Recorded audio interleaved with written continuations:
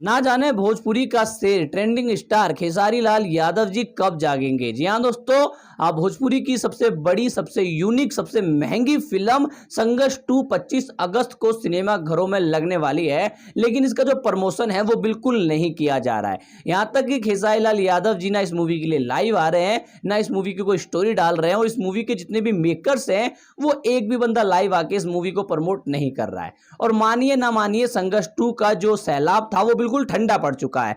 शुरुआत में जब इसकी बात चली थी तो इतना ये वायरल हुआ था भोजपुरी इंडस्ट्री में कि भैया क्या बताएं। जब इसका ट्रेलर आया था तो एक ही दिन में इस ट्रेलर ने बहुत सारे रिकॉर्ड तोड़े थे, लेकिन अब संघर्ष 2 की हालत ऐसी हो गई है कि ना कोई बात हो रही है, ना कोई बातचीत हो रही है, एकदम मामला ठंडा पड़ चुका है। लेकिन यहां जो संघर्ष 2 के मेकर्स हैं वो लोग क्या कर रहे हैं, जो संघर्ष 2 के एक्टर्स हैं जिन्होंने संघर्ष 2 में काम किया है वो लोग क्या कर रहे हैं। ना खेसारी लाल यादव जी लाइव आ रहे हैं, ना कुछ बात कर रहे हैं, ना संघर्ष 2 के जो हीरोनी है, जो विलन है, जो प्रोड्यूसर है, जो मेकर्स है, जो डायरेक्टर है, ना वो लाइव आ रहे हैं, ना कहीं वो जा रहे हैं इस मूवी को प्रमोट करने के लिए। मैं उन सब लोगों से कहना चाहूंगा जिन्होंने संघर्ष 2 में छोटा से छोटा पर कोई काम किया है, तो भैया प्लीज संघर्ष 2 को प्रमोट करिए। अगर आप लोग संघर्ष 2 को प्रमोट नहीं करेंगे तो भोजपुरी की एक महान मूवी, एक इतनी अच्छी मूवी कब आएगी, कब चली जाएगी, किसी को कुछ पता नहीं चलेगा और संघर्ष 2 धरी की धरी रह जाएगी। उम्मीद करता हूं कि संघर्ष 2 का ट्रेलर तो आप सबने देख लिया होगा। संघर्ष 2 के ट्रेलर में बहुत सी अच्छी चीजें दिखती है,